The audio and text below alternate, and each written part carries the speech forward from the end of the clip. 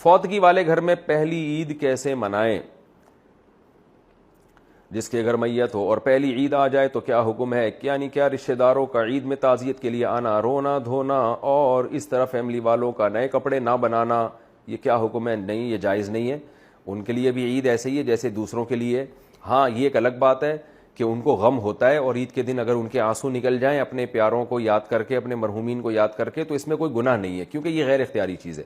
لیکن عید والے دن باقاعدہ غم منانا اور یہ کہنا کہ یہ نئے کپڑے نہیں سلوائیں گے اور سب رونے دھونے کی نیت سے ان کے گھر جمع ہو جائیں گے، یہ ٹھیک نہیں ہے. ویسے جمع ہو جائیں کہ ان بیچاروں کو غم پہنچا تھا تو آج ہم ان کی عید کی خوشیوں میں شریک ہو گئے، تھوڑا غم ہلکا کر دیں، اس میں کوئی حرج نہیں ہے. غم منانے کے لیے جانا جائز نہیں ہے، غم ہلکا کرنے کے لیے جانا ان کے گھر میں جائز ہے.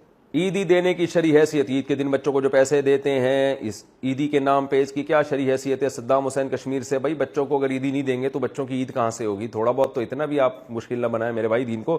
تو بچوں کو تو خوشی ہی عید میں اسی کی ہوتی ہے. ہاں اس کو بہت زیادہ اتنی بھاری بھاری رقمیں اب لوگوں نے باندھ لی ہیں جس پہ بندے کو ٹینشن شروع ہو جاتی ہے کہ یار میرے پاس اتنے پیسے ہیں نہیں اور بچے سارا میری جائیدادیں پی جائیں گے عیدی میں. تو ہلکا رکھنا چاہیے. تو اپنے بچوں کو یا اپنے قریبی رشتہ داروں کو تھوڑے بہت پیسے دے دیں تو کوئی حرج نہیں ہے اس میں.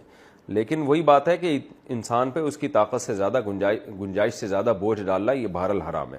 اگر کہیں اتنا زیادہ یہ رسم جڑ پکڑ گئی ہے کہ آپ کی بوجھ بننے لگی ہے تو پھر اس کو ختم کر دینا چاہیے.